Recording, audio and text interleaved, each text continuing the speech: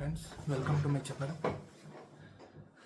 ఈరోజు మనం డిస్కస్ చేసుకోబోయే టాపిక్ ఏంటంటే రమణ మహర్షి గారు చెప్పిన నేను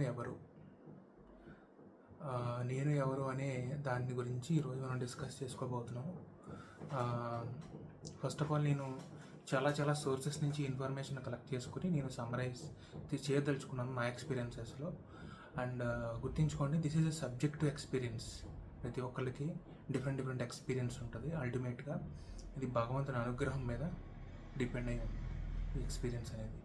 జస్ట్ లైక్ దట్ ఏదో మనం డిస్కస్ చేసుకున్నంత ఈజీ కాదు. ఇది చాలా బ్రాడ్ కాన్సెప్ట్, సబ్జెక్టివ్ కాన్సెప్ట్ అనమాట. ఓకే, సో అసలు నేను ఎవరు, ఓకే, నేను ఎవరు అనే కాన్సెప్ట్ నుంచి మనం వద్దాం ఒక్కొక్కటి. సో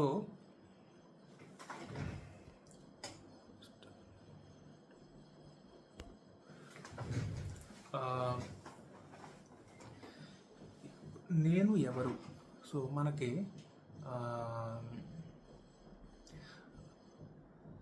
నిద్రావస్థ ఉంటుంది, జాగ్రత్త అవస్థ ఉంటుంది.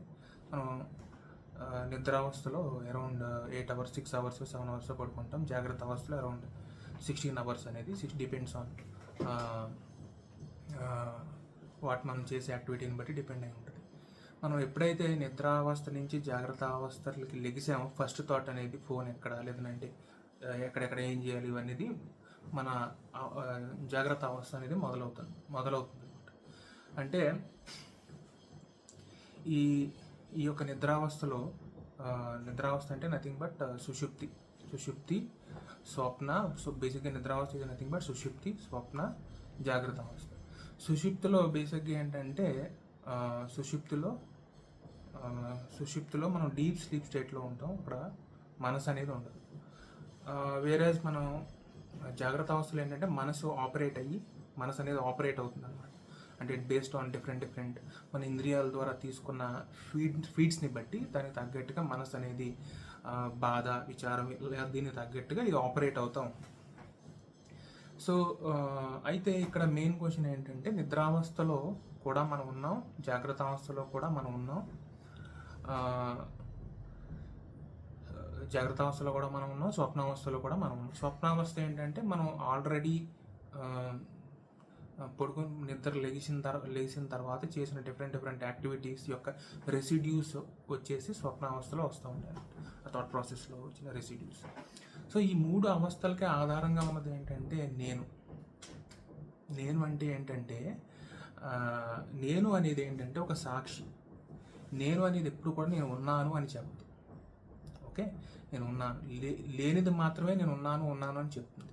సో మనసు అనేది డిఫరెంట్ ఐడెంటిఫికేషన్స్ని తీసుకుని సొసైటీ స్టేటస్తో లేదంటే పరువు, లేదంటే డబ్బు ఇన్సెక్యూరిటీస్లో డిఫరెంట్ ఐడెంటిటీస్ని తీసుకుని నేను ఒక్కొక్కసారి ఉన్నాను, ఒక్కొక్కసారి లేను, ఒక్కొక్కసారి ఉన్నాను, ఒక్కొక్కసారి లేను, ఒక్కొక్కసారి ఉన్నాను, ఒక్కొక్కసారి లేను అనేది నిరంతరంగా రిఫ్లెక్ట్ అవుతూ ఉంటుంది అన్నమాట మనసు అనేది. ఎందుకంటే అది ఒక మెమరీ నుంచి ఆపరేట్ అవుతుంది కాబట్టి, అంటే సర్టెన్ ఇన్ఫర్మేషన్ నుంచి ఆపరేట్ అవుతుంది కాబట్టి. బట్ ఏదైతే ఫండమెంటల్గా ఉన్న నేను ఏదైతే ఉన్నదో అది ఎప్పుడు సాక్షిగానే ఉంటుంది, కేవలం అబ్జర్వ్ చేస్తూనే ఉంటుంది.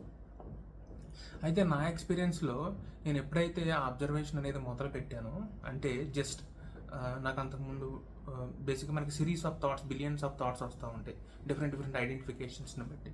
నేను ఎప్పుడైతే నేను ఎవరు అనేది తెలుసుకోవడానికి స్టార్ట్ చేశానో ఈ సిరీస్ ఆఫ్ థాట్స్ అన్నీ కూడా ఎప్పుడైతే జస్ట్ ఆగి ఒకసారి అబ్జర్వ్ చేశానో ఈ సిరీస్ ఆఫ్ థాట్స్ అన్నీ కూడా ప్లే అవుతూ ఉంటాయి బేస్డ్ ఆన్ సమ్ ఐడెంటిఫికేషన్స్ అనమాట. ప్లే అయ్యి ఎప్పుడైతే కరెక్ట్ దాన్ని అబ్జర్వ్ చేస్తామో మళ్ళీ దాని మూలంలోకి అది వెళ్ళిపోతుంది.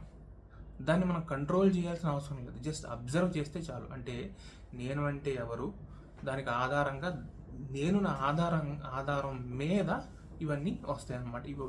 సో ప్రతి దానికి ఆధారంగా ఉన్నది నేను. అంటే ఇప్పుడు ఈ నేను అనేది లేకపోతే, ఒక సాక్షి అనేది లేకపోతే, ఈ సాక్షి మీద ఆపరేట్ అయ్యేవాడు ఉండడం. అంటే నథింగ్ బట్ మనం దీన్ని ఏమంటాం అని అంటే సాక్షి అని అంటాం, దృశ్యము దృక్కు అని అంటాం కదా. దృశ్యం అంటే ఏది అయితే గ్రహించబడుతుందో దాన్ని దృశ్యం అంటాం. ఏది అయితే గ్రహించబడుతుందో దాన్ని దృశ్యం అంటాం.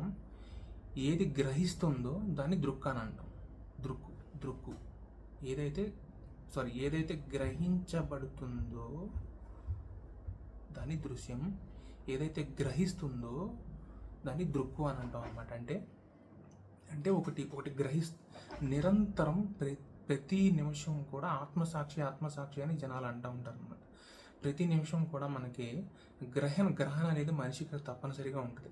ఫర్ ఎగ్జాంపుల్ ఒకటి తప్పు చేశాడు అనుకోండి, ఆడ ఆత్మసాక్షికి తెలియాలి రైతే అని అంటారు. లేదంటే ఇలా డిఫరెంట్ సిచ్యువేషన్స్ ఉంటాయి కదా, సో తన కర్మ తనే అనుభవిస్తాడు, ఇలా చెప్తూ ఉంటారు కదా. ఇవన్నీ బేసిక్గా ఏంటి, మనిషి యొక్క ఆత్మసాక్షి అనమాట. మనిషి యొక్క ఆత్మసాక్షి అంటే ఇప్పుడు తప్పు చేసేసిన తర్వాత ఆత్మసాక్షి అనేది ఎప్పుడు రిఫ్లెక్ట్ అవుతూ ఉంటుంది కదా, ఇది కరెక్టా కాదా అనేది ఎప్పుడు కూడా రిఫ్లెక్ట్ అవుతూ ఉంటుంది.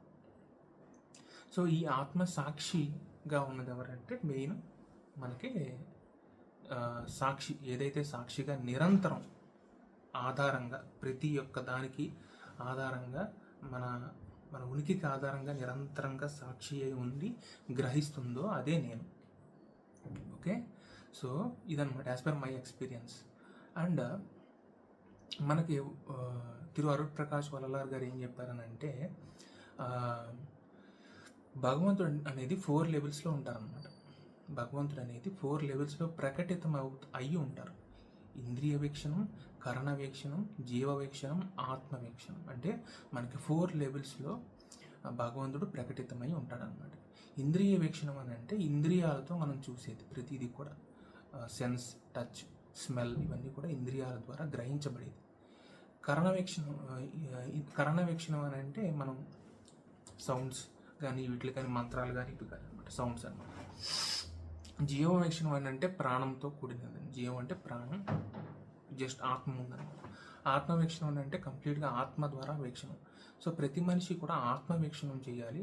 ఇప్పుడు మనకి ఉండే ఏదైతే విగ్రహారాధన ఇవన్నీ కూడా ఉన్నాయో ఇవన్నీ కూడా ఇంద్రియ కరణ వీక్షణాల ద్వారా వస్తాయి అన్నమాట. అంటే ఒక మనిషి ఒక పరిమితిని క్రియేట్ చేసుకుని ఇంద్రియముల ద్వారా మనం పూజించే వాటిని ఇంద్రియ కరణ వీక్షణములు అని అంటారు అనమాట. అంటే ఒక పరిమితి అనేది వాటికి ఉంటుంది అనమాట.